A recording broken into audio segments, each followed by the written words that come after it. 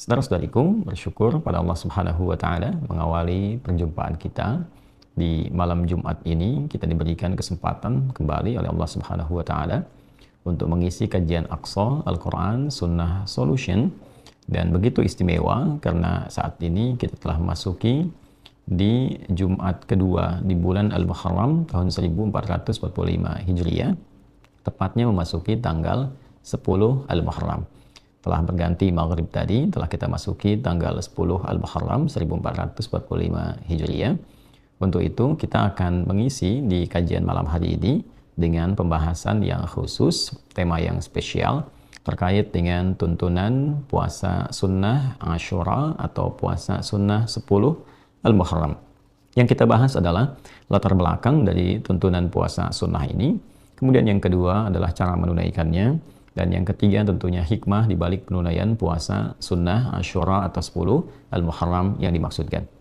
Untuk itu, karena waktu kita terbatas di pertemuan malam hari ini, kita hanya akan sampai ke waktu Isya, dan ini kajian spesial. Kami harapkan teman-teman bisa fokus kepada tema dan pembahasan tentunya.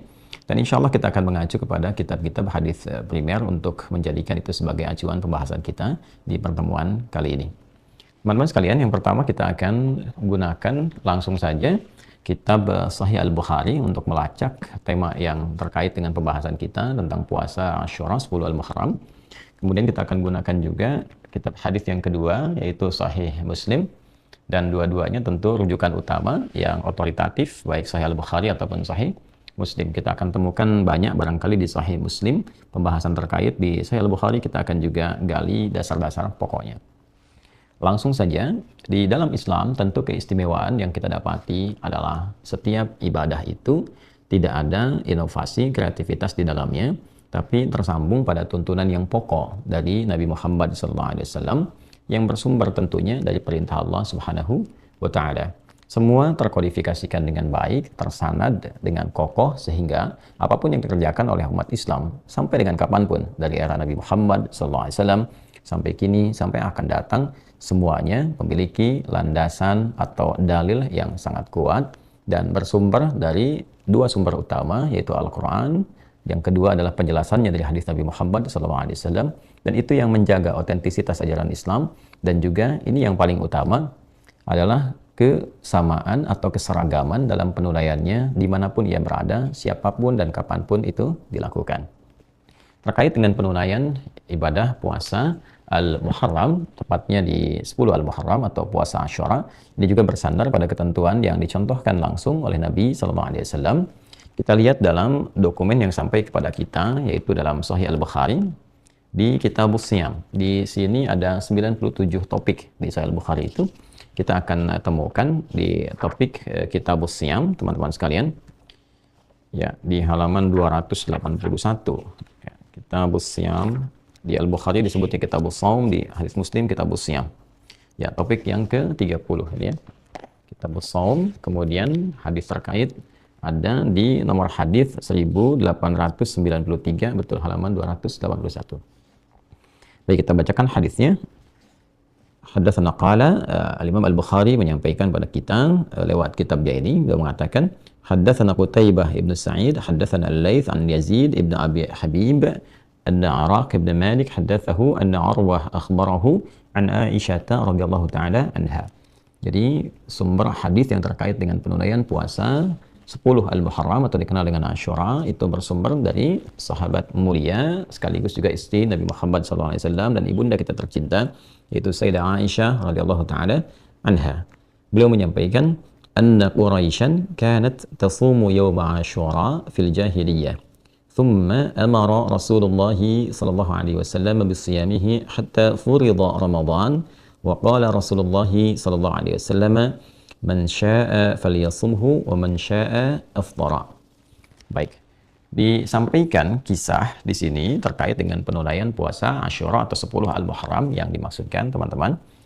Ada latar belakang berdasarkan keterangan dari Sayyidah Aisyah bahwa di era Nabi SAW, bahkan sejak di era jahiliyah saat Nabi awal bertugas di kota Makkah Al-Mukarramah, ditemukan bahwa suku Quraisy itu sudah menunaikan puasa ya di hari ke-10 di bulan Al-Muharram, dikenal dengan puasa Ashura. Ya, dari kata Ashrah Ashur yang berarti hari ke-10. Ya, jadi orang-orang Quraisy ini sudah terbiasa menunaikan puasa di hari itu, yang nanti ada keterangan lanjutan di hadis lain kita akan temukan, termasuk saat Nabi SAW hijrah ke Yathrib yang kelak menjadi Al-Madinah Al-Munawwarah. Jadi ditemukan oleh Nabi SAW kebiasaan orang-orang Quraisy, suku Quraisy di era jahiliyah telah menunaikan puasa Asyura, maka Nabi pun SAW menunaikan puasa dimaksud yaitu puasa Asyura, dan setelah tibanya, ya hatta furidha Ramadan, setelah tibanya perintah untuk menunaikan kewajiban puasa Ramadan saat hijrah ke Yathrib, ya, atau Al-Madinah Al-Munawwarah di tahun kedua hijrah, maka Nabi SAW menyampaikan kepada sahabat-sahabat beliau, kepada umatnya, man sya'a falyasumhu wa man sya'a afthar. Siapa yang masih menginginkan menunaikan puasa Asyura ini, silahkan dia tunaikan, tapi siapa yang kemudian juga hendak menunaikan fokus ke Ramadan saja dan tidak berpuasa Asyura ini, maka dia boleh melakukannya. Baik, para ulama sepakat di sini bahwa ini menunjukkan yang pertama tentang awal peristiwa penunaian puasa Asyura ini, ya, dari segi waktu tentunya. Kemudian yang kedua adalah menunjukkan kepada isyarat hukum puasa Asyura bila dibandingkan atau dikomparasikan dengan hukum puasa Ramadan, sehingga dari situ kemudian kita akan temukan konsekuensi dari penunaian ini ketika dibandingkan. Ya, kesimpulannya adalah sejak era Nabi Muhammad SAW awal berdakwah, awal bertugas sebagai Nabi dan Rasul, itu telah ditemukan di kabilah Quraisy, di suku Quraisy sejak era jahiliyah kebiasaan menunaikan puasa Asyura, puasa ke-10, ya, di bulan Al-Muharram. Jadi menunjukkan bahwa ada silsilah penunaian ini yang kita nanti akan lacak di hadis-hadis lainnya, bagaimana kemudian suku Quraisy bisa terbiasa menunaikan puasa dimaksud. Jadi nanti kita akan temukan di aspek pembahasan lain bahwa ada tradisi-tradisi di zaman jahiliyah juga yang nanti disikapi dengan 4 hal dalam syariat Islam. Ya, di antara 4 ini ada yang diteruskan oleh Nabi, diakomodir oleh syariat Islam, karena memang ini juga selain punya sanad ke era-era sebelumnya yang tersambung pada nabi-nabi sebelumnya, juga yang kedua memang memiliki nilai-nilai kebaikan, value-nya positif. Ya, karena itulah kemudian diakomodasi oleh syariat Islam dan diteruskan. Nah, hukumnya nanti bisa berbeda-beda, ya. Kebanyakan itu kalau tidak itu mubah diperkenankan atau juga bisa menjadi sunnah. Ya, di antara yang diadopsi ini adalah terkait dengan puasa Asyura, kemudian dilestarikan, bahkan dicontohkan, dilakukan oleh Nabi SAW, karena nanti kita akan temukan di hadis lain sanadnya juga tersambung pada kebiasaan umat-umat yang lalu sampai ke eranya Nabi Musa alaihissalam. Kita akan temukan itu dalam membahas hadis yang lainnya. Jadi kita bisa dapati bahwa di era-era Nabi awal berdakwah itu, suku Quraisy telah menunaikannya, artinya ada kebiasaan yang berlanjut dari sebelumnya sampai ke era Quraisy di masa jahiliyah. Ini menunjukkan juga bahwa ajaran-ajaran nabi-nabi sebelumnya itu bersambung.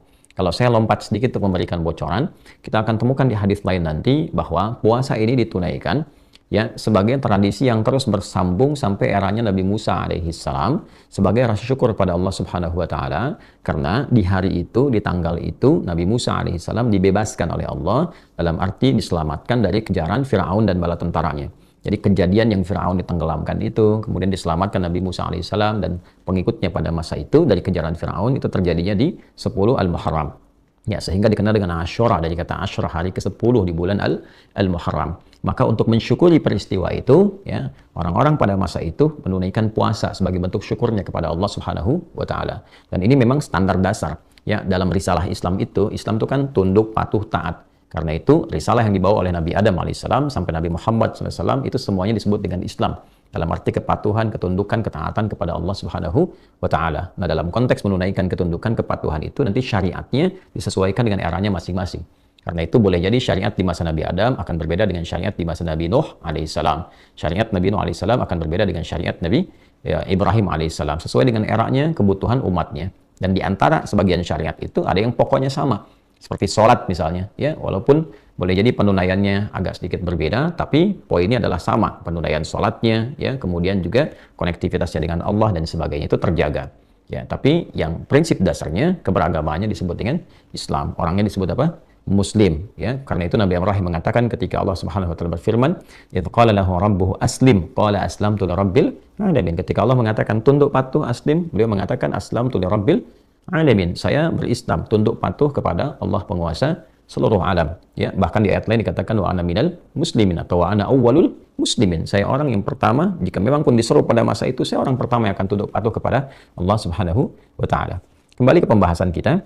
Maka tradisi yang sudah berlangsung dari era Nabi Musa alaihissalam ini 2000 tahun kurang lebih sebelum eranya Nabi Muhammad sallallahu alaihi wasallam berlangsung kepada setelahnya sampai kemudian masuk ke wilayah Jazirah Arab. Kalau kita belajar sirah dengan lebih mendalam, memang di kitab-kitab sebelumnya ya, baik itu di Taurat, kemudian juga di Injil setelahnya ya, dalam beberapa masa tentunya melewati masa-masa Nabi Daud, Nabi Sulaiman sampai ke Nabi Isa alaihissalam, itu ditemukan berita akan ada seorang nabi penutup, nabi terakhir yang sangat mulia, akhlaknya indah, gitu kan.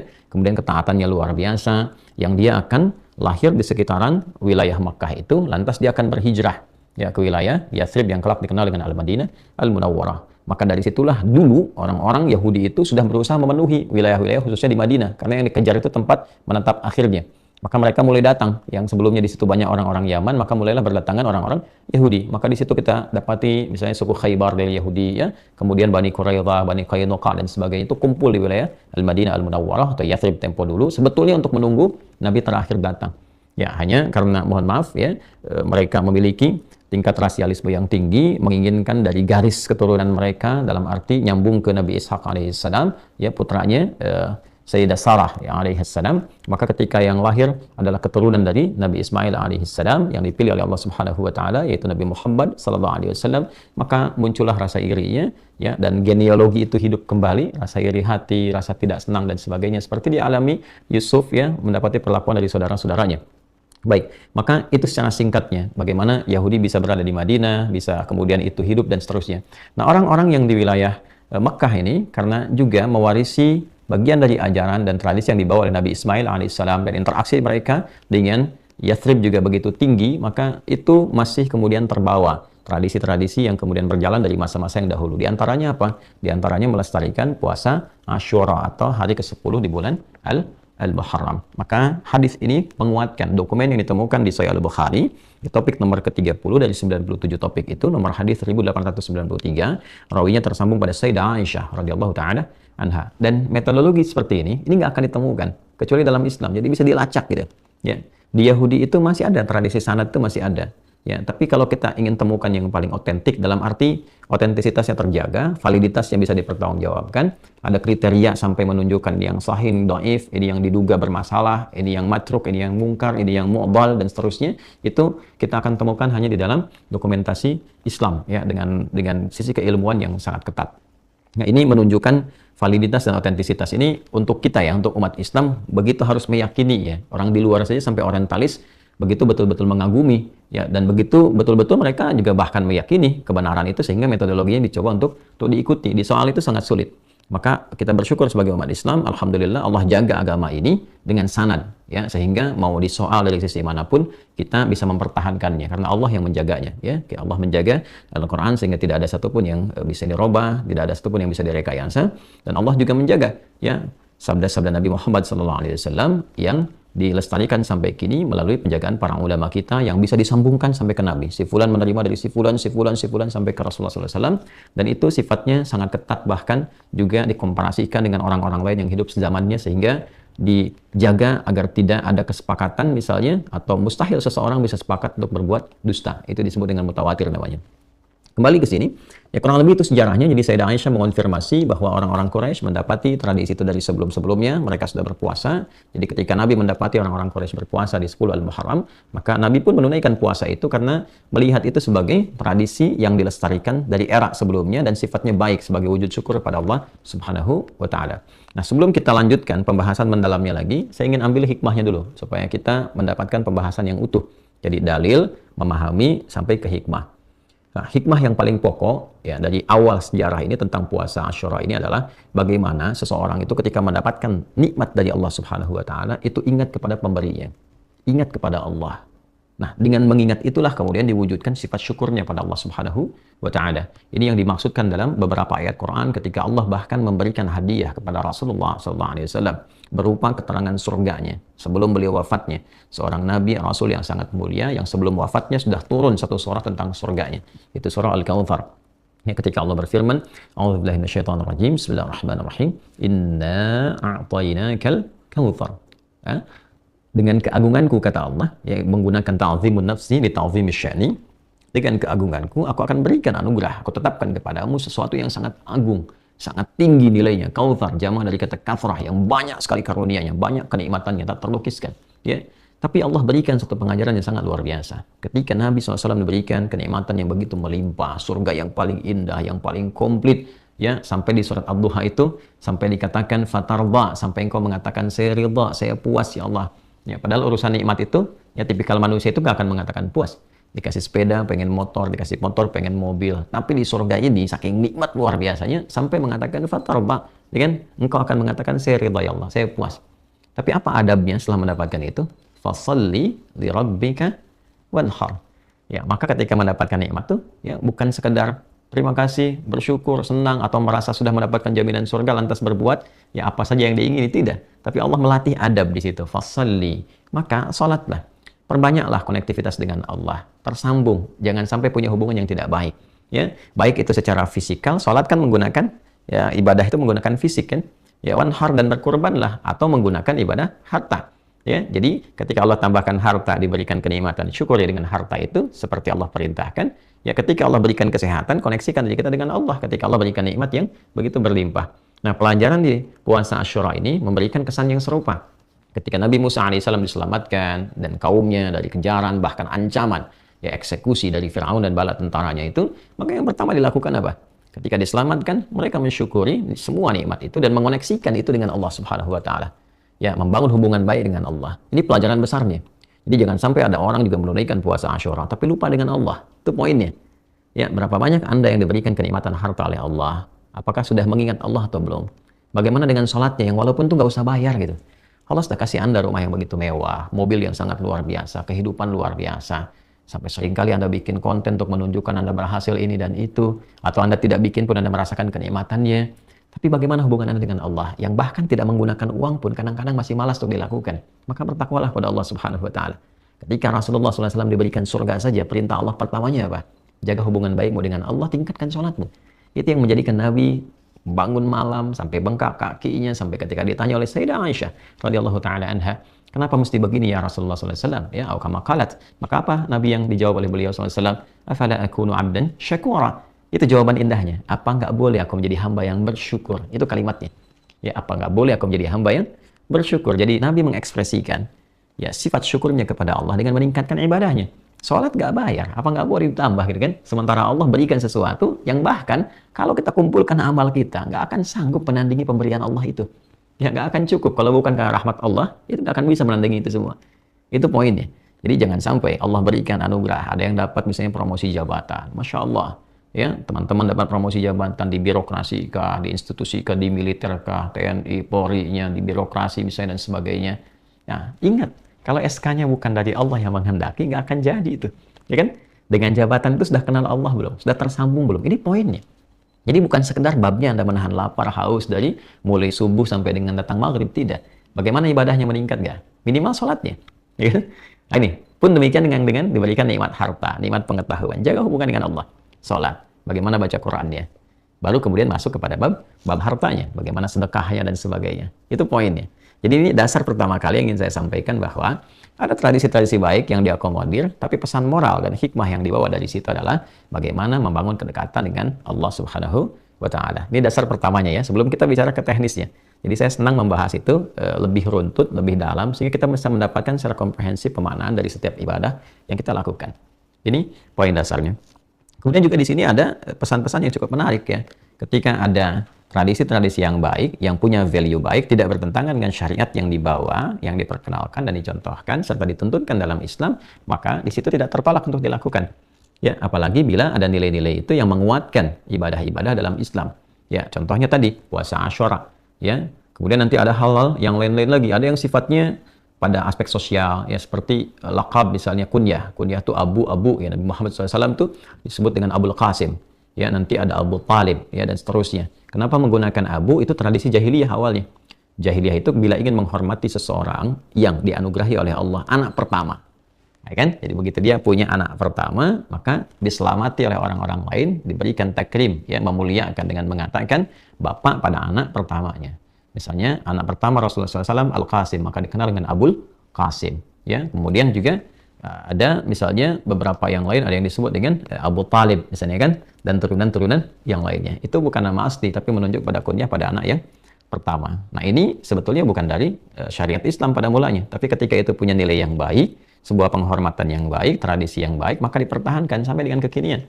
Ya, bahkan beberapa kan disebut dengan nama anak pertama atau dilekatkan kadang-kadang pada laki-lakinya. Bahkan pada orang yang berharap menginginkan punya anak, anaknya akan diberi nama si fulan dan dilekatkan nama abunya. Misalnya, saya pengen punya anak Abdurrahman, ya kan? Belum lahir tuh, ya masih dalam kandungan atau misalnya pengen berharap, maka dia lekatkan nama itu untuk menjadi bagian dari kunyahnya Abu Abdurrahman. Itu sebetulnya bukan tradisi yang langsung dari Islam, tapi tradisi yang sudah ada sejak zaman jahiliyah, value-nya dilihat baik, kemudian di situ diakomodir dan diterapkan dalam kehidupan. Dan itu tidak harus menunjukkan menjadi Islami, tidak. Ya, justru menunjukkan kepada sifat-sifat baik yang harus dilestarikan.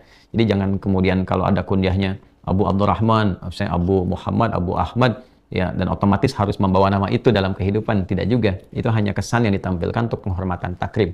Jangan sampai namanya dilekatkan kunyahnya, ya, tapi sifatnya tidak tampil dengan mulia. Nah, itu juga kontradiktif, ya, harus dikembalikan kepada aspeknya. Ini beberapa pelajaran yang kita dapatkan dulu sebelum masuk kepada intinya. Lalu di akhir, di sini dapati satu keadaan bahwa hatta furida Ramadhanu wa qala Rasulullah sallallahu alaihi wasallam man syaa'a falyasumhu wa man syaa'a aftara. Sampai kemudian tibalah difardukannya, diwajibkannya puasa Ramadan, maka Nabi SAW mengambil sikap untuk menyampaikan kepada umatnya pada masa itu, siapa yang ingin meneruskan puasa Asyura silakan lakukan, siapa yang ingin juga tidak berpuasa di hari itu tidak jadi masalah ketika ada Ramadan. Nah, ini menunjukkan yang pertama aspek hukum bahwa puasa Asyura itu, puasa 10 ya di hari ke-10 di bulan Al-Muharram, itu hukumnya sunnah. Jadi bukan fardu di sini. Jadi lebih kuat Ramadan dibandingkan dengan Al-Muharram. Artinya apa? Kalau dilakukan pun ada kebaikan, ada pahala di dalamnya. Kalau tidak memungkinkan pun untuk mengerjakan itu karena kondisi-kondisi tertentu, ada uzur syar'i misalnya, maka tidak menjadi mengapa? Tidak menjadi beban dosa dan tidak harus diqadha. Jelas ya? Ini gambarannya. Jadi kalau ada yang bertanya bagaimana statusnya puasa Asyura itu? Baik, dia sunnah. Ya, sunnah yang bahkan Nabi pernah mempraktekkan, sehingga sebagian ulama juga menggarisbawahi walaupun statusnya sunnah sangat ditekankan jadi muakkadah untuk dikerjakan. Tapi bila dikomparasikan dengan Ramadan, maka tetap nilai sunnah itu tidak bisa mengalahkan yang fardu. Ya, nah di sini kenapa dikomparasikan supaya juga umat Islam bisa memosisikan secara proporsional. Ya, ingat ini poinnya, ini hikmahnya seperti ini, pelajarannya demikian. Kalau mampu dikerjakan puasa, silakan puasa. Kalau tak mampu pun karena alasan-alasan fisikal misalnya, alasan medis atau dalam perjalanan yang tidak memungkinkan puasa, tidak harus memaksakan. Yang penting hikmahnya praktekkan. Di hari yang sama kita berlatih untuk membangun hubungan dengan Allah lebih baik, meningkatkan sholat, meningkatkan zikir, meningkatkan sedekah, itu poinnya. Ya, sisi lain ada yang puasa, optimalkan juga hikmahnya tadi. Ya, atau misalnya ada yang puasa tapi tidak mengenal hikmah, jadi yang didapatkan hanya apa? Ya hanya menahan lapar dan haus saja. Pahala insya Allah didapatkan sesuai dengan keikhlasan.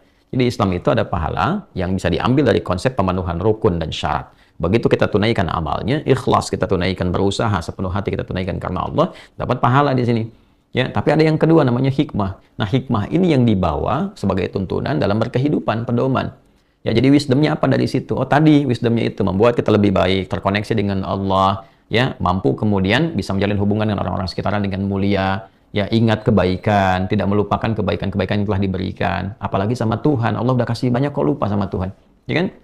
Ya, itu poin besarnya. Allah selamatkan Musa, selamatkan kaumnya. Maka ingat dengan Allah, dia puasa, dia bangun hubungan baik. Dia Allah kasih banyak hal pada hambanya. Dikasih oksigen tiap hari gratis, Masya Allah, tiap waktu. Dikasih ketenangan, kenyamanan, hidup enak, bahkan harta melimpah. Nggak ingat sama Allah. Nah, itu problem. Ya, apalagi ada yang kemudian sama sekali melupakan Allah. Nah, itu berbahaya. Maka akan terancam ketika pulang, itu problemnya. Inilah teman-teman sekalian di bagian hadis pertama. Sekarang kita akan buka dokumen kedua melalui hadis Muslim, ya kan? Dua-duanya sahih, Al-Bukhari dan Muslim. Dua-duanya kitab jami'. Di sini ada kurang lebih 97 topik, di sini kurang lebih ada 44 topik kurang lebih, ya. Dan metodologinya sangat ketat, ya. Terhubung langsung keterangannya pada Nabi sallallahu alaihi wasallam. Ada mungkin yang bertanya, Ustadz kenapa kok ada beragam kitabnya? Ingat teman-teman, ini kan hidupnya, ya walaupun nanti ada yang di satu era, beda era, cuman kan kemampuannya berbeda dalam mengumpulkan hadis. Imam Al-Bukhari ada batasan hidupnya, yang dikumpulkan oleh beliau, oh ketemunya sekian, dengan dikumpulkan, dirapikan. Ketika ini meninggal, muridnya meneruskan. ya kan? Kemudian melengkapi metodologinya, kan, supaya lebih mudah diakses, lebih mudah kemudian untuk menentukan topiknya, lebih terkualifikasikan. Ada lagi, jadi semua satu dengan yang lainnya punya kualitas yang sama-sama kualitasnya sahih dan saling melengkapi. Yang nggak ditemukan di sini ada di sini. Nanti aspek-aspek yang terkait dengan pola ibadah ditemukan di kitab Sunan. Ya, kalau Anda ingin mencari runtutan jumlah hadis ditemukan di kitab, misalnya ada Mu'jam, ya, Mu'jam untuk mencari hadis-hadis dari aspek A, B, C atau dari alif sampai dengan ya. Kalau Anda ingin melihat siapa perawinya, berapa banyak hadisnya, kitabnya apa? Musnad. Baik, di sini kita akan temukan juga di Kitabus Shiyam. Di sini teman-teman sekalian topik nomor 13. Jadi kurang lebih dari 44 itu topik nomor 13 dan di subtopik yang 19 sampai 20. Ini spesifik di sini. Kalau yang tadi diikutkan kepada topik umum Kitabus Shaum topik nomor 30, yang ini subtopiknya langsung bab Shaum Yaumi Asyura. Ya kan? Topik pembahasan tentang puasa Asyura. Yuk kita lihat. Bismillahirrahmanirrahim. Qala al-Imam Muslim rahimahullahu taala, Imam Muslim menyampaikan, haddatsana Zuhair bin Harb, haddatsana Jarir an Hisham ibn Urwah an abihi an Aisyah radhiyallahu taala anha. Baik. Ini Masya Allah mengonfirmasi yang disampaikan oleh Imam Al-Bukhari. Jadi hadis sahih yang disampaikan oleh Imam Al-Bukhari dikonfirmasi juga di Imam Muslim. Ini menunjukkan bahwa apa? Hadisnya valid, otentik, dan semua jalur mendapati itu, baik jalurnya Imam Al-Bukhari juga jalurnya Imam Muslim. Inilah keunggulan dalam Islam. Jadi konfirmasi dari jalur manapun ketemu. Ya, bukan hanya dari satu orang. Kalau satu orang kita bisa meragukan. Si fulan, dari mana si fulan dapatnya? Tahu dari mana kalau itu dari Nabi? Maka di Islam itu, baik si fulan menerima. Di era si fulan itu ada siapa lagi yang menerima? Oh, ternyata bukan hanya si fulan lagi, si fulan lagi. Lanjutkan ke atas, dari mana jalurnya? Si fulan sampai ketemu Rasulullah SAW. Dan di setiap tingkatan, atau disebut dengan tabaqah itu dipastikan. Ya, mereka semuanya harus benar informasinya, benar keadaannya, akhlaknya juga bagus, dan tidak ada kemungkinan untuk berdusta. Maka masuklah kemudian derajat hadis mutawatir. Nanti baru diambil sanadnya ke bawah, ya, kepada sahih. Ada 5 syaratnya. Mattasala isnaduhu binaqlil adlid dhabiti li'anil adlid dhabiti min ghairi syudzudin wa illatin qadihah. Mattasala isnaduhu, ya, sanadnya harus bersambung. Tadi yang saya sampaikan, nanti ada mutawatir, ada masyhur, ada yang tingkat yang rendahnya ahad, ya kan? Itu pun nanti ada kualifikasinya lagi. Binaqlil adli, harus adil yang meriwayatkannya. Nanti ada kualifikasi apa yang disebut dengan adil itu. Kemudian dhabit, kuat ingatannya. Nggak boleh beda sampai titik komanya. Jangan sampai sekarang bicara A, 5 menit kemudian beda. Atau bahkan 5 menit kemudian atau 2 detik kemudian jadi koma. Jadi titik misalnya, yang tadinya koma jadi titik jadi koma. Itu bisa turun kualitasnya. Dari sahih jadi hasan, ya. Dari istilah yang disampaikan oleh Imam At-Tirmidzi. Kemudian anil adli dhabiti min ghairi syudzudin wala illatin qadihah. Tidak ada problem, ya. Kemudian illah qadihah, baik itu pada pribadi orang yang meriwayatkan atau dugaan pada hadis-hadis yang disampaikannya. Kalimatnya bermasalah nih, ini nggak mungkin dari Nabi nih. Ini bertentangan dengan hadis yang lain, apalagi dengan Quran, maka akan masuk pada kualitas hadis yang lemah, bahkan yang terpinggirkan atau yang ditinggalkan. Baik, itu hadisnya matruk, mungkar ataupun maudhu', dikenal dengan 3M. Nanti di ilmu hadis ya kapan-kapan belajar. Baik, bismillahirrahmanirrahim. Apa hadisnya? Dari Sayyidah Aisyah radhiyallahu taala anha, di sini disampaikan, qalat, beliau menyampaikan, kanat Quraisyun tasumu Asyura fil jahiliyah wa kana Rasulullah sallallahu alaihi wasallam yasumuhu falamma hajara ila al-Madinati samahu wa amara bisiyamihi falamma furida syahru Ramadhan qala man syaa'a samahu wa man syaa'a tarakahu. Nah, ini ya, lebih jelas kalimat yang disampaikannya mengonfirmasi dokumen yang pertama tadi yang disampaikan dari Sahih Al-Bukhari. Di sini diutarakan, kanat Quraisyun tasumu Asyura, ya, adalah suku Quraisy itu ya sudah terbiasa menunaikan puasa Asyura fil jahiliyah, di era jahiliyah. Jadi kalau disebutkan Quraisy kan bermukimnya di Mekah, ya kan, sebelum Nabi SAW hijrah ke Al-Madinah, ya. Wa kana Rasulullah SAW yasumuhu, dan adalah juga Nabi SAW menunaikan puasa Asyura itu. Jadi sebelum hijrah ke Al-Madinah Al-Munawwarah atau ke Yathrib sebelumnya juga beliau sudah menunaikan puasa Asyura. Ini pada keterangan yang pertama. Falamma hajara ila al-Madinati, ya, maka tatkala beliau berhijrah ke Madinah, shamahu, beliau tetap konsisten menunaikannya, tetap puasa dengan Asyura ini, wa amara bisiyamihi, dan juga memerintahkan sahabat-sahabat beliau untuk menunaikan puasa Asyura ini. Sehingga ada beberapa atau segelintir dari kalangan ulama yang memandang bahwa ini kayaknya diduga ini pernah diwajibkan. Ada yang menduga demikian. Walaupun yang terkuat itu bukan wajib hukumnya, tapi lebih kepada sunnah. Atau kalaupun paling kuat sunnah muakkadah yang sangat ditekankan. Dari mana taunya? Ini falamma furida syahr Ramadhan, maka tatkala diwajibkan puasa Ramadan itu, yaitu turunnya kewajiban puasa Ramadan, yaitu pada tahun kedua Hijriyah. Qala, maka beliau kemudian menyampaikan Nabi SAW, man sya'a shamahu wa man sya'a tarakahu. Siapa yang masih berkenan puasa, puasa nggak apa-apa. Wa man sya'a tarakahu, atau yang tidak puasa pun di Asyura, ya nggak apa-apa, nggak puasa juga. Asyura, ya. Nah, ini menunjukkan bahwa hukum puasa Asyura ini bukan fardu. Ya, kalau dia fardu nih saya tetap berlangsung. Kan cuma sekali dalam setahun. Ya, masa terhapus oleh Ramadan seketika. Tapi ini menunjukkan kesan bahwa ini tadinya dibiasakan, tradisi yang dilangsungkan, diteruskan, kan, yang ditekankan sebagai sunnah. Tapi ketika ada Ramadan, Nabi memberikan penjelasan supaya tidak dipandang sebagai wajib. Ya, ini hukumnya sunnah. Silakan mau lakukan, silakan, enggak juga enggak ada masalah. Yang penting kau bisa belajar dari hikmahnya, dari prosesnya, dan dari pendekatan kepada Allah Subhanahu wa Ta'ala. Baik teman-teman sekalian, nah ini kita akan konfirmasikan pada satu kejadian yang terjadi di era Al-Madinah Al-Munawwarah. Ya. Baik, di sini kita akan teruskan kepada hadis yang lain. Jahiliyah, ke era jahiliyahnya dulu. Kita akan ambilkan ke bintang 3-nya di 119. Jadi di Sahih Muslim itu untuk mengonfirmasi hadis sebelumnya dikasih hadis lain untuk penguat ya. Biasanya dikasih titik atau saya istilahkan dengan bintang karena menyerupai titik itu ada yang dibintangin ini, ada yang titik-titik seperti itu ya. Ini paling bawah halaman 327. Qala al-Imam Muslim ya rahimahullahu taala wa haddatsana Abu Quraib haddatsana Abu Usama al-Walid yani Ibnu Katsir haddatsani Nafi' anna Abdullah bin Umar radhiyallahu taala anhuma. Nah, ini konfirmasi didapatkan dari putranya Umar bin Khattab radhiyallahu taala anhu yaitu Ibnu Umar, Abdullah bin Umar radhiyallahu taala anhuma.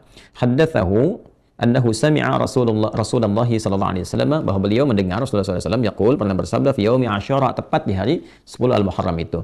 Inna hadza yaumun kana yasumuhu ahlul jahiliyah. Faman ahabba an yasumahu falyasumhu wa man ahabba an yatrukahu falyatrukhu. Baik. Ini konfirmasi yang tadi saya sampaikan. Jadi Nabi SAW menegaskan bahwa hari ini ya adalah hari yang orang-orang jahiliyah itu, maksudnya suku Quraisy yang tadi dimaksudkan di hadis sebelumnya, menunaikan puasa. Jadi di hari ini ada tradisi orang-orang jahiliyah itu berpuasa. Maka kata Nabi, maka siapa yang menginginkan juga puasa, senang puasa di hari ini, silakan puasa. Dan siapa yang tidak menginginkan puasa, ya nggak ada masalah, kata Nabi demikian. Ini mengonfirmasi saja atas apa yang tadi saya sampaikan, bahwa ini tradisi yang sudah berlangsung sejak eranya siapa? Eranya jahiliyah sampai berlangsung ke eranya Nabi SAW.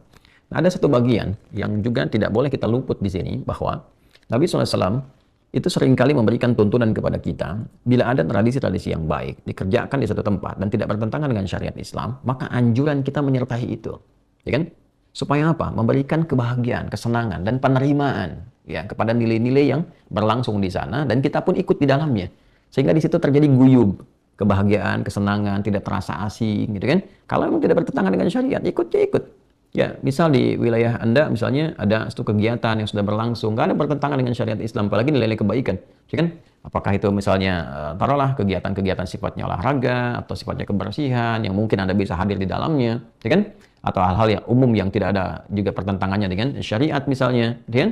Nah, ketika itu hadir dan Anda masuk sebagai orang baru bisa di dalam wilayah itu dan tidak ada pertentangannya, maka disarankan dalam Islam itu untuk hadir bersamai di situ supaya suasananya hidup, suasananya guyub, tenang, tentram, kedamaian didapatkan. Itulah syariat. Itulah Islam. Ya, jadi itu cara menatapnya demikian. Nah, bila ada sesuatu yang kurang baik yang dirasakan, ya bila bisa diisi, dirubah dengan yang lebih baik, maka itu step selanjutnya yang disarankan. Seperti kasusnya akikah. Dulu kan kalau ada orang lahir di era jahiliyah itu dipotongkan hewan, kambing misalnya, nanti darahnya dioles-oles. Ya, Nabi melihat itu maka diganti oleh Nabi, diisi, tidak merubah keadaannya, tidak merubah momentumnya, tapi diganti caranya. Bagaimana caranya? Maka disembelihkan dengan nama Allah, kan, Bismillahirrahmanirrahim, dagingnya dibagi, jadi nggak usah dicoretin lagi. Nabi jelaskan kan, apa faedahnya mencoret-coret ini? Ya, hanya menimbulkan kotoran, mungkin mendatangkan juga penyakit dan sebagainya. Lalu dijelaskan, ya tidak harus menghilangkan kebahagiaannya, potong hewannya, bagikan kemudian kepada masyarakat, kalau bisa dimasakin dan seterusnya, sehingga kebahagiaan yang ditebarkan, ya bukan mendatangkan sesuatu yang kontradiktif. Nah, kembali ke sini teman-teman sekalian, sekarang kita akan lihat era ketika penunaian puasa Asyura ini hadir di Yathrib. Kalau jahiliyah kan telah selesai kan? Nah, ini jahiliyah tersambung nasabnya ke atas. Nah, sekarang ketika Nabi hijrah SAW ke Madinah itu, bagaimana situasinya? Tadi saya katakan di awal, sudah ada komunitas Yahudi kan? Yang sudah datang di era-era sebelumnya, jauh sekali sebelum Nabi SAW dilahirkan, karena sudah ada ramalan di kitab-kitab sebelumnya bahwa akan datang seorang Nabi Rasul hijrah ke situ dan akan menetap juga di situ. Maka banyak orang Yahudi itu menunggu kedatangan Nabi terakhir karena mereka menginginkan dari genetik atau genealogi mereka, nasab mereka, kan, sehingga mereka punya kebanggaan, ya, rasialismenya meningkat lagi dan seterusnya. Maka Allah Subhanahu wa Ta'ala berkenan dengan sesuatu yang lain yang mengubah dan menghilangkan sifat rasialisme dalam kehidupan kemanusiaan. Jadi risalah Islam itu sangat luar biasa. Nggak ada rasialis dalam Islam itu. Ya, semuanya kesetaraan, semuanya keadilan. Ya, dan keadilan itu penting karena adil itu tidak harus sama. Ada proporsional di situ ya, sesuai dengan maslahat masing-masingnya. Baik, Bismillahirrahmanirrahim. kita akan sambungkan dulu ke era Yahudi di sini ya, ketika Nabi SAW masuk ke Madinah. Baik, kita teruskan. Hadisnya ini dari Ibnu Abbas radhiyallahu taala anhuma di halaman 328, masih di Kitabus Shiyam, topik ke 13 ya. Hadis nomor 1130 paling kanan sebelah bawah di kitabnya. Qala al-Imam Muslim rahimahullah taala, Imam Muslim menyampaikan, haddatsana Yahya bin Yahya akhbarana Hushaim an Abi Bishr an Sa'id ibn Jubair an Ibnu Abbas radhiyallahu taala anhuma. Jadi ini sanad informasinya ya, tersambung kepada Ibnu Abbas radhiyallahu taala anhuma. Nama aslinya sama dengan Ibnu Umar, yaitu Abdullah. Ya, kalau yang tadi anaknya Umar bin Khattab radhiyallahu taala anhu, kalau ini anaknya paman Nabi SAW yaitu Abbas ya radhiyallahu taala anhu. Abdullah bin Abbas radhiyallahu taala anhuma menyampaikan, qala qadima Rasulullah sallallahu alaihi wasallam al-Madinata. Ya, Nabi sallallahu alaihi wasallam itu tiba di Madinah. Jadi dalam hijrah ya, kemudian tiba, fawajadal yahuda yasumuna yauma Asyura. Nah, maka beliau mendapati juga orang-orang Yahudi puasa juga di hari Asyura itu. Jadi ketika Nabi sallallahu alaihi wasallam hijrah ke Al-Madinah Al-Munawwarah, kemudian masuk tanggal 10 Al-Muharram, didapati orang Yahudi puasa. Oke, baik. Ya, orang Yahudi juga puasa nih, sedangkan Nabi sebelumnya puasa juga kan? Waktu di era jahiliyah yang sama, di era itu juga masih jahiliyah gitu kan, ketika Islam datang itu dan ingin dientaskan. Nah, tapi yang didapati kan Quraisy sebelumnya, ya di periode Mekah. Quraisy ketika hijrah ke Al-Madinah Al-Munawwarah, mendapati orang Yahudi pun puasa di hari ke-10 itu. Maka fasu'ilu an dzalika, maka mereka dikonfirmasi, ditanya untuk memastikan apa nih motifnya mereka puasa itu. Maka ditanya, ya, faqalu, maka mereka berkata, hadzal yaumul ladzi adharallahu fihi Musa wa bani Israila ala Fir'auna, fa nahnu nasumuhu ta'dhiman lahu. Faqala an-nabiy sallallahu alaihi wasallam, nahnu aula bi Musa minkum fa amara bi shaumihi. Ini yang tadi saya sampaikan, terkonfirmasi di sini. Jadi apa yang kita sampaikan insyaallah tidak keluar dari Al-Qur'an dan tuntunan sunnah Nabi Muhammad sallallahu alaihi wasallam. Maka orang-orang Yahudi itu berkata, menjawab, hari ini adalah hari saat Allah menampakkan ya, atau di sini memenangkan, menyelamatkan Musa alaihissalam dan kaumnya Bani Israel dari kejaran Firaun. Ya, kemudian fanahnu nasumuhu ta'dhiman lahu, maka kami menunaikan puasa ini di hari ini ya untuk mengagungkan hari itu. Ya, sebagai bentuk syukur pada Allah Subhanahu wa taala, mengingat peristiwa itu, kami agungkan peristiwa itu. Ini peristiwa kemenangan, kehebatan Musa. Ini sebetulnya redaksi ta'dhiman itu dari lisan orang Yahudi itu masih menunjukkan superioritas ya, masih menunjukkan rasa-rasa merasa tertinggi, merasa hebat. Itu dipelihara itu. Jadi terwariskan, sesuatu yang terwariskan, selalu disampaikan bahwa ini loh, Haikal Sulaiman itu yang terhebat, Nabi Daud itu raja terhebat, Musa itu nabi terhebat. Itu selalu terwariskan pada generasinya. Sehingga menanamkan bukan sekedar kepercayaan diri, tapi lebih daripada itu, sehingga merasa superior dibandingkan dengan yang lainnya. Yang ini yang mesti dikoreksi. Ya, itu yang mesti dikoreksi. Tapi ini adalah pengakuan bahwa peristiwa penunaian puasa Asyura itu tersambung ke atas. Nah, hanya perbedaan diksinya adalah dari atas itu sebagai syukur pada Allah Subhanahu wa taala, tapi motif orang-orang Yahudi yang hidup di era itu di Al-Madinah Al-Munawwarah itu adalah motif pengagungan pada peristiwa yang dimaksudkan. Tapi poinnya adalah sama. Poinnya ditunaikan Asyura itu di hari ke-10 untuk mengingat ya momentum atau keadaan atau juga bebasnya Nabi Musa alaihissalam dari kejaran Firaun atas rahmat Allah Subhanahu wa taala. Maka Nabi meluruskan itu, bukan sekedar keagungan, tapi ini bentuk syukur. Apalagi Nabi dengan Nabi itu kan kekerabatan. Nabi Muhammad lebih dekat kepada Nabi Musa alaihissalam dalam bentuk risalah. Maka Nabi Musa itu ikut kepada syariat Nabi Muhammad sekalipun beliau hidup di era itu. Kalau, gitu kan? Ya, sampai kalimat Nabi, kalaupun hidup nih pasti ikut. Karena di antara perjanjian para nabi yang ditempatkan di bumi, ya kan, berdinas sebagai nabi dan rasul itu harus mengakui risalah Nabi Muhammad sallallahu alaihi wasallam. Nanti kita akan bahas itu bila ada topik yang terkorelasikan dengan itu. Nanti kita akan turunkan ayat-ayatnya, ya.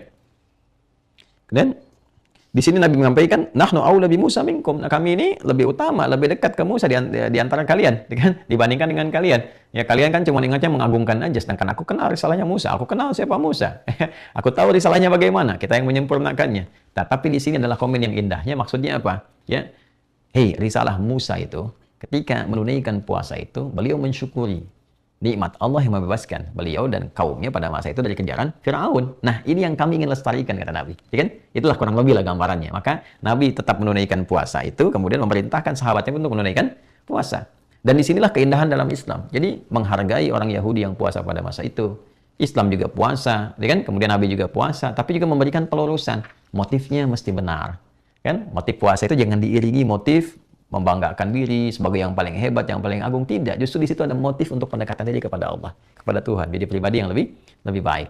Nah, teman-teman sekalian, di bagian penutupnya di sini, tadi saya uraikan dari periode Mekah kan sampai ke periode Madinah. Lalu di sini ada yang menarik nih, ya, ada yang menarik. Nah, teman-teman, di antara yang menarik itu kita akan coba dapati pada hadis berikutnya. Nah, ternyata orang-orang Yahudi yang berada di Al-Madinah Al-Munawwarah pada era Nabi SAW saat beliau hijrah ke Al-Madinah. Nah, ini saya tekankan dulu bahwa ketika Nabi SAW melihat orang-orang Yahudi itu menunaikan puasa Asyura, lalu kemudian Nabi SAW berkomen seperti apa yang tadi telah kita bahas, bahwa kita lebih dekat kepada Musa alaihissalam, motifnya harus benar dan sebagainya. Itu dalam konteks bahwa puasa Ramadan belum diturunkan syariatnya, belum diwajibkan. Ya, karena nanti diwajibkannya pada tahun kedua hijrah. Jadi urutannya dari Mekah Nabi mendapati suku Quraisy sudah puasa, Nabi pun puasa. Kemudian dengan penjelasan telah diuraikan. Lalu setelah itu hijrah ke Yathrib atau Al-Madinah dengan Al-Munawwarah, mendapati juga Yahudi puasa di hari yang sama, di bulan yang sama, ya, yaitu di 10 Al-Muharram atau di momentum Asyura. Maka dikonfirmasikan kepada mereka, mendapati jawaban, dan tadi telah saya uraikan penjelasannya.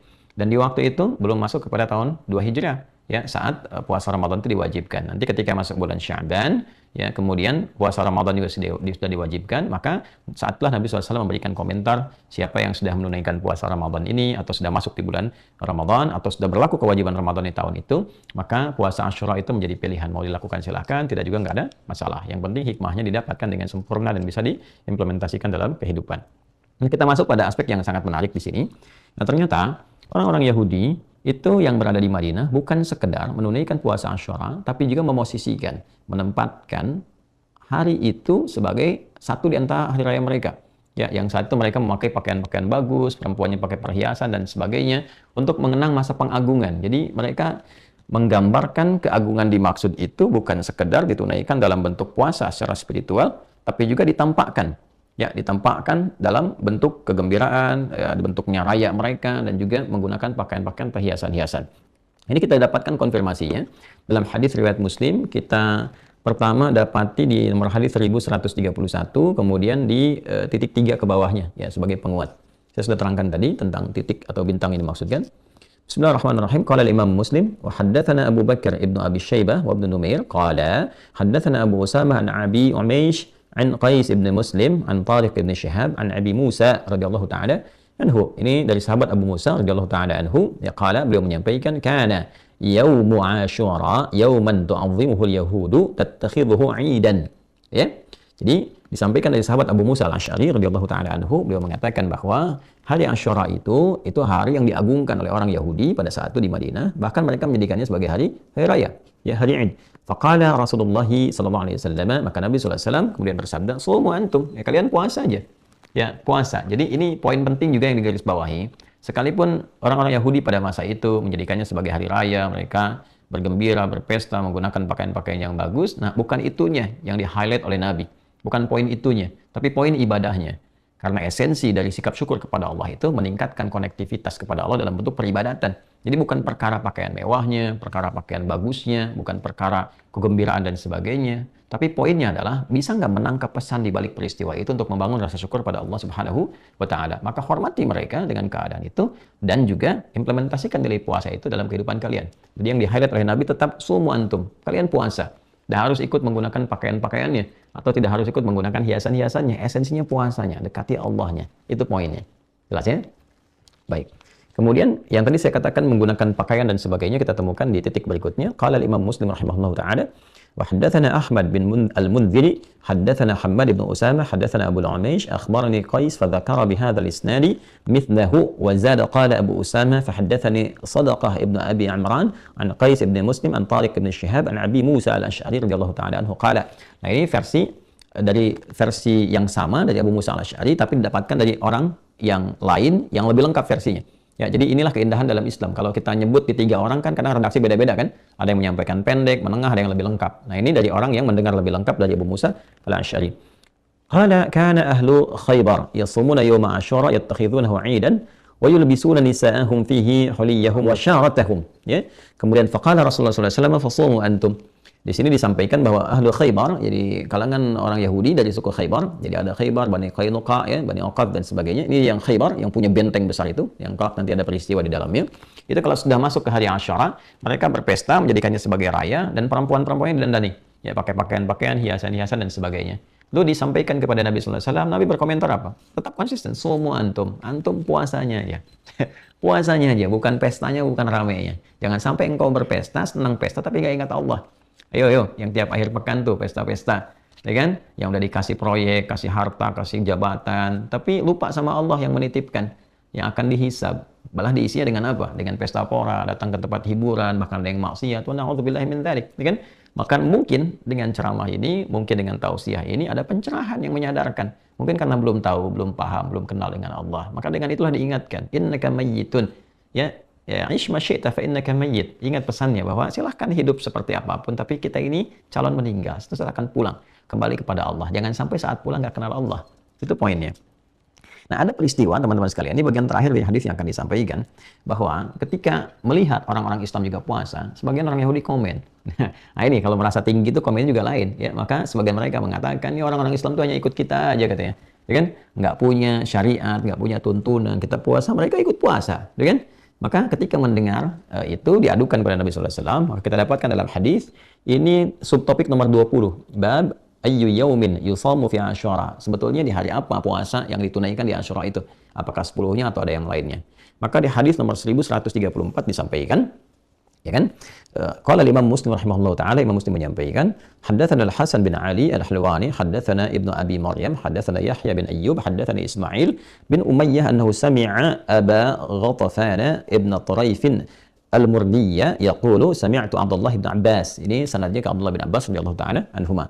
Yaqulu, beliau berkata, hina shama Rasulullah sallallahu alaihi wasallam yaum Asyura wa amara bisiyamihi, ketika Nabi sallallahu alaihi wasallam menunaikan puasa Asyura dan memerintahkan para sahabat menunaikan puasa itu juga, qalu, mereka kemudian menyampaikan, ya Rasulullah, wa ya Rasulullah, innahu yaumun yu'azzimuhu al-yahudu wan nasara. Maka para sahabat mengonfirmasikan karena ada kejadian tadi yang saya sampaikan, ya Rasulullah, itu hari itu diagung-agungkan oleh Yahudi dan juga diikuti oleh Nasrani. Bagaimana kami bersikap? Maksudnya di hari ke-10 itu bukan hanya puasa, tapi mereka menjadikan Id, mengagungkannya, ya, kemudian berkomentar seperti tadi yang disampaikan, itu nanti dalam riwayat lain ya, kita akan temukan karena waktu kita terbatas. Maka apa jawaban Nabi? Qala Rasulullah SAW, Nabi SAW dan bersabda, فَإِذَا كَانَ الْعَامُ الْمُقْبِلِ InsyaAllah sumnal yawm at-tasi'. Maka komen Nabi, nanti kalau memang tahun depan itu masih ada peluang. Dan kalimat ini digarisbawahi oleh para ulama. Nabi sudah merasakan bahwa ini periode terakhir beliau berkehidupan untuk berdakwah bersamai umatnya yang hidup di era itu, untuk kemudian menanamkan legasi sunnah-sunnah beliau, menjelaskan kandungan Quran yang akan terus abadi sampai kehidupan ini berakhir, sampai kembali pada Allah Subhanahu wa Ta'ala. Beliau merasakan boleh jadi tahun depan ini mungkin tidak membersamai. Makanya beliau mengatakan fa idza kana al-'amul muqbil, di sini diselipkan insyaallah sumnal yawm at-tasi'. Memang kalau dapat lagi tahun berikutnya, ya kita mulai dari hari yang ke-9. Nah, komentar Nabi ini ketika mengatakan hari yang ke-9, kemudian disyarah oleh para ulama, diberikan penjelasan, ini mukhalifatan lil Yahud, untuk menjadi pembeda dengan Yahudi. Maksudnya apa? Ya, pembeda di sini bukan sekedar ingin beda, ini begini kita beda, bukan begitu. Ini ingin memberikan kesan bahwa tidak seperti yang mereka duga, tidak seperti yang kemudian mereka tuduhkan. Ya, jadi menghindari tuduhan dengan mengerjakan sesuatu yang lebih baik, itu lebih elegan, lebih elok dibandingkan dengan membalas dengan cercaan. Jadi jangan sampai ada orang mencerca kepada Islam, kemudian menghina dan sebagainya, dibahas dengan hinaan lagi. Jangan dilakukan. Ya sama saja terhina lisannya kalau begitu. Lebih baik diisi dengan sikap moral yang lebih baik, tuntunan yang lebih mencerahkan. Maka Nabi memberikan kesan. Ya sudah, kalau mereka memang agungkan dan menduga bahwa kita cuma ikut-ikut, tunjukkan kepada mereka bahwa tidak seperti itu. Ya, dan kita tunaikan dari hari ke-9-nya. 9 kemudian 10. Nah, kalimat hari ke-9 ini dipahami oleh para ulama untuk menunjukkan kesan pembeda saja, tidak seperti dugaan-dugaan orang Yahudi. Jadi kalaupun tidak sempat di hari ke-9, tadi kan sudah lewat ya, di hari Kamis nggak sempat nih, maka ulama mengatakan boleh hari ke-11-nya. Jadi 10 dengan 11. Intinya di 10-nya, ya kan? Kemudian yang 9 bisa ditunaikan, 11 pun kemudian bisa dilakukan. Boleh nggak 9, 10, 11? Boleh. Silakan saja. Tadi Kamis sudah, kemudian hari ke-10-nya ya, di hari Jumat, esok hari kita akan jalani, silakan puasa, itu intinya, Asyuranya. Kemudian yang ke-11-nya yaitu di hari Sabtunya. Jadi intinya itu adalah bagaimana membangun kesan yang baik dalam kehidupan. Ya, tidak melarutkan dalam perbuatan maksiat, mencela orang lain, menghidupkan keburukan, bukan. Jadi bukan asal beda di sini poinnya, ya. Itu poinnya. Jadi kan ada dasar di situ, mereka mengagungkan, menghebat-hebatkan, lalu menganggap kita ikut-ikutan. Nah, kita tunjukkan kepada mereka kita tidak seperti itu. Poinnya bukan gembiranya, poinnya bukan apa? Ya, bukan hura-huranya, bukan pesta poranya, bukan pakaian mewahnya, bukan. Tunjukkan kepada mereka kita beda. Poinnya adalah ketersambungan dengan Allah, syukurnya, nilai kebaikannya. Maka kita kerjakan di hari sebelumnya, supaya juga mereka tidak menduga kita seperti apa yang mereka gambarkan. Hari ke-9. Ya, kalau enggak dapat pun hari ke-9, kata para ulama hari ke-11-nya. Ini untuk menunjukkan pembeda. Tapi kalau sudah paham hikmahnya, ya paham esensinya, bahwa dengan puasa, Di hari ke-10 Asyura itu, ya di bulan Al-Muharram itu ada pendidikan batin, pendidikan jiwa, pendidikan diri ini supaya mengoreksi diri lebih dekat dengan Allah, banyak-banyak muhasabah, banyak-banyak istighfar. Nggak jadi masalah ketika Anda menunaikan di hari ke-10-nya saja, ketika paham ini semua. Ya, tapi kalau Anda ingin tunaikan, ya ittiba'nya dengan sunnah qauliyahnya itu, dengan kata-kata yang Nabi sampaikan, silahkan mulai dari 9-nya. Kalau nggak sempat pun silahkan tunaikan yang 11-nya. Kalau bisa menunaikan puasa Asyura semacam ini, dengan hikmah muhasabahnya, menata diri, istighfar kepada Allah, menata kebaikan, maka akan apa yang didapatkan? Maka Nabi mengonfirmasikan dalam hadis yang sangat viral, diriwayatkan oleh berbagai sahabat, terutama Ibnu Abbas radhiyallahu taala anhuma, ketika Nabi SAW menyampaikan, puasa Asyura ini dan yukaffiru sanati allati qablahu, bisa menggugurkan dosa setahun yang telah berlalu. Ya, setahun ini tentunya kalau diistighfari, banyak dimuhasabahi, ya. Apalagi kalau kita mencoba untuk melampaui itu semua ke belakang, dari sejak balik ingat lagi bagaimana hubungan dengan Allah, salatnya, baca Qur'annya, kemudian juga yang lain-lainnya, hubungan dengan manusia, dengan orang tua, dengan kerabat, dan sebagainya. Kemudian kita koreksi diri di situ untuk mendekatkan diri kepada Allah, berniat membangun kebaikan. Maka ini yang menjadikan diri kita lebih baik. Maka keberhasilan puasa Asyura ini adalah hadirnya sikap transformatif berupa baik itu karakter moral yang baik, yang mengantarkan pada karakter kinerja yang mulia. Dia menjadi pribadi yang lebih baik, pribadi lebih mulia, pribadi yang mencerahkan, dan membangun hubungan yang berkesan dengan siapapun yang berinteraksi dalam kehidupan. Itulah teman-teman tentang puasa Asyura. Kali ini edisi spesial, kita hanya akan berhenti di saat ini saja dan sudah akan tiba waktu Isya. Semoga Allah Subhanahu wa taala merahmati kita, mempersamai kita dalam kebaikan, menuntun kita sampai husnul khatimah dalam keadaan yang baik, dan beri kesempatan untuk menunaikan puasa Asyura ini dengan segala hikmah yang bisa kita implementasikan sebagai hamba Allah yang baik dalam kehidupan. Teman-teman, sebelum saya tutup, saya tidak bosan mengingatkan untuk meningkatkan amal soleh kita. Ada peluang teman-teman untuk melengkapi amal soleh ini dengan berwakaf melalui pesantren Mira, Ma'had Islam Rafiah Akhir, khususnya untuk melengkapi, menyempurnakan asrama dan masjid yang kita akan optimalkan di 2 bulan ini agar dapat diselesaikan dengan baik. Teman-teman bisa salurkan ke rekening Bank Syariah Indonesia, BSI Bank Syariah Indonesia, nomor 111 3 kali satunya 111 4444 142 111 4444 142 atas nama Yayasan Ma'had Islam Rafiah Akhir. Demikian, semoga berkenan. Allahumma taqabbal minna innaka antas sami'ul alim wa tub 'alaina innaka antat tawwabur rahim. Allahumma barik lana fi umurina wa fi amrina waj'alna min ibadikas salihin waj'al baqiyata hayatina hayatan thayyibah wa akhir wafatina husnul khatimah. Wa sallallahu ala nabiyyina Muhammad wa ala alihi wa sahbihi ajma'in. Wa akhiru da'wana subhanakallahumma wa bihamdika nashhadu an la ilaha illa anta nastaghfiruka wa natubu ilaik. Alhamdulillahirabbil alamin. Assalamualaikum warahmatullahi wabarakatuh.